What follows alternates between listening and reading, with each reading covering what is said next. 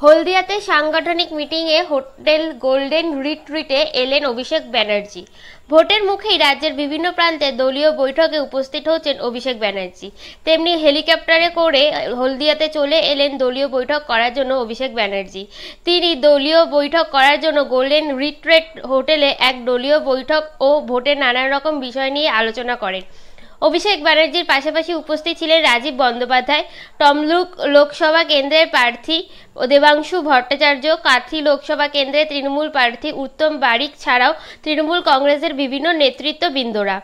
এই বৈঠকে মাত্র 180 থেকে 190টির মতো সিট ছিল বসার জন্য তৃণমূল কর্মীদের জন্য।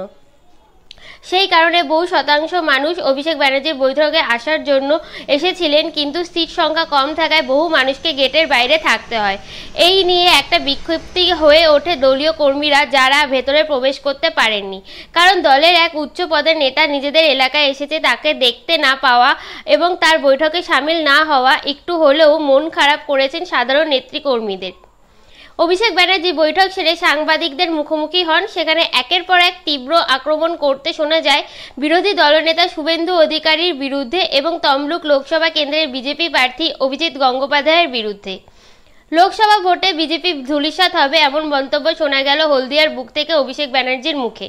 এছাড়াও শোনা যায় কপ্তারে আয়কর হানার ব্যাপারে তেনার দেহরক্ষীকেও নাকি ধমকানো হয়েছে, এমনটাই মন্তব্য করেন অভিষেক ব্যানার্জি। কেন্দ্র বাংলার জন্য কোনো টাকা ছাড়েনি, মিথ্যে ভাষণ দিয়ে যাচ্ছেন। দেখুন, কপ্টারে তল্লাশি করেও কিছু পেল না আয়করের দল। তৃণমূল কংগ্রেস 2021-এ যা ফল করেছিল তার থেকে ভালো ফল 2024-এ হবে, এমনটাই মন্তব্য করলেন অভিষেক ব্যানার্জি। প্রাক্তন বিচারপতি অভিজিৎ গঙ্গোপাধ্যায়কে একের পর এক আক্রমণও করতে শোনা যায় তেনার মুখে। হলদিয়াতে কর্মী বৈঠকের পরেই সাংবাদিকদের মুখোমুখি হয়ে এইসব মন্তব্য করেন। এছাড়াও আগামী 25শে এপ্রিল পূর্ব মেদিনীপুর মহিষাদলে আসতে চলেছেন মুখ্যমন্ত্রী মমতা বন্দ্যোপাধ্যায়। ভোটের মুখেই তমলুক লোকসভা কেন্দ্র একটা হাই ভোল্টেজ পয়েন্ট হয়ে উঠছে, আর সেই তমলুক লোকসভা কেন্দ্রে অভিষেক ব্যানার্জি এলেন। এরপরে আসতে চলেছেন রাজ্যের মুখ্যমন্ত্রী মমতা বন্দ্যোপাধ্যায়। হলদিয়া থেকে স্নেহা সাহা রিপোর্ট, গর্বিত বাংলা 10।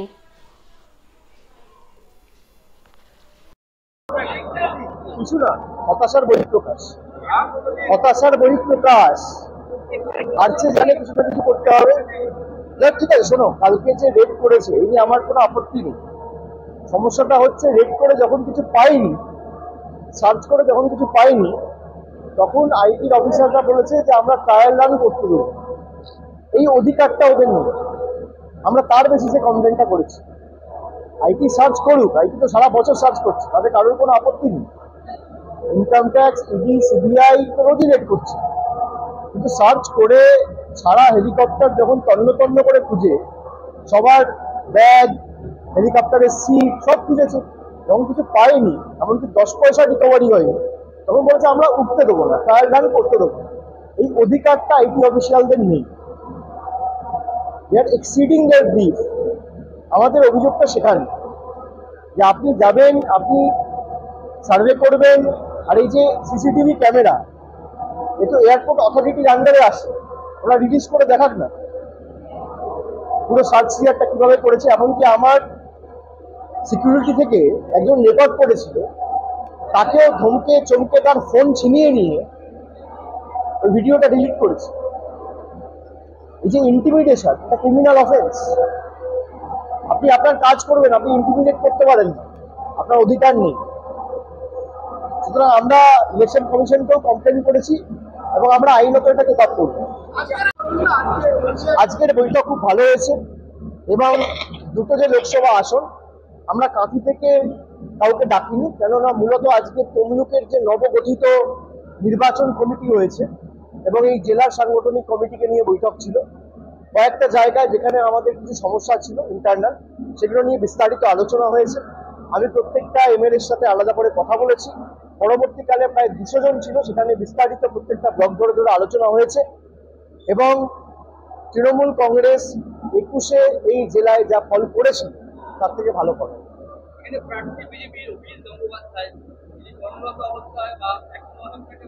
যত কম কথা বলা যায় ওনাকে নিয়ে তত ভালো। উনি বিচার ব্যবস্থাকে এক্সপোজ করে দিয়ে গেছেন। আমরা যে অভিযোগগুলো করতাম অভিজিৎ বাবু সেটা সঠিক প্রমাণ করে দিয়েছে। আমরা থ্যাংক ইউ বলতে পারি। কলকাতা হাইকোর্টের পক্ষপাতদুষ্ট আচরণ নিয়ে যে অভিযোগগুলো আমরা তুলতাম, উনি সেটা সঠিক প্রমাণ করে দিয়েছেন। উনি এই যে সিবিআই কে নির্দেশ দিয়েছিল যে অভিষেক বন্দ্যোপাধ্যায়কে তালিকায় যুক্ত করো, উনি নিজে অ্যাকসেপ্ট করেছে যে I approach BJP and BJP approach, মানে বিচারপতির দায়িত্বে থাকাকালীন আমি বিজেপিকে অ্যাপ্রোচ করেছিলাম এবং বিজেপি আমাকে অ্যাপ্রোচ করেছিল, সেই জন্য আমাকে ডেকে পাঠানোর নির্দেশ দিয়েছিলেন। আপনি যে বলেছিলেন যে নির্বাচন কমিশন ক্ষতিপূরণ দিচ্ছে না, দাবি করছেন যে ওনার টুইটটা পড়ুন। আপনি প্রশ্ন করছেন তো, আপনি টুইটটা পড়ুন এবং যে নোটিফিকেশনটা ইস্যু করেছে সেই নোটিফিকেশনটা পড়ুন। নোটিফিকেশনে কি বলা রয়েছে? আপনারা সাংবাদিক হিসেবে কাজ করেন, আপনারা ব্লাইন্ডলি দেখেন কি টুইট করছে। এই নোটিফিকেশনটা কি বলা আছে? এক্সিস্টিং রেট হিসেবে ড্যামেজেস দেওয়া যেতে পারে। What is the existing rate? 5,000, 20,000। আমি বারবার বলেছি ইলেকশন কমিশন আমাদের নতুন কনস্ট্রাকশন করতে দেওয়ার পারমিশন দিচ্ছে না, সেটা চিঠিতে নেই। রাজভবনে যেটা বলেছি, ডেলিগেশন পার্টি আমরা গেছি, ইলেকশন কমিশনকে কমপ্লেন করেছি। ইলেকশন কমিশনের থেকে যে অ্যাপ্রুভালটা দেওয়া হয়েছে, আমি রাজভবনের বাইরে থেকে দাঁড়িয়ে 8 তারিখ কি বলেছি, 9 তারিখ কি বলেছিলাম, যে নতুন কনস্ট্রাকশন করার, নতুন বাড়ি নির্মাণের ক্ষেত্রে পারমিশন দেয়নি, ক্ষতিপূরণের ক্ষেত্রে দিয়েছে। তাই কি টুইট করেছি। আপনাদের স্বভাব হয়ে গেছে যে টুইটের বেসিসে প্রশ্ন করা।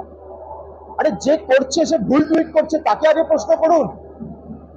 আমি আপনার প্রশ্নের উত্তর এখানে দাঁড়িয়ে দিচ্ছি, কিন্তু যে টুইট করছে তার তো কোনো ধারণাই নেই কি টুইট করছে, খালি বলতে হবে বলে বলছি। এই যে বিজেপির নেতারা দাবি করতো বাড়ির টাকা পাঠিয়ে দিয়েছে, আজকে 31 দিন হয়ে গেছে, 1 মাস 1 দিন। ভারতবর্ষের কোন বিজেপির নেতা, রাজ্য বিজেপির নেতা, কেন্দ্র বিজেপির নেতা, সর্বভারতীয় সভাপতি, কেন্দ্রীয় মন্ত্রী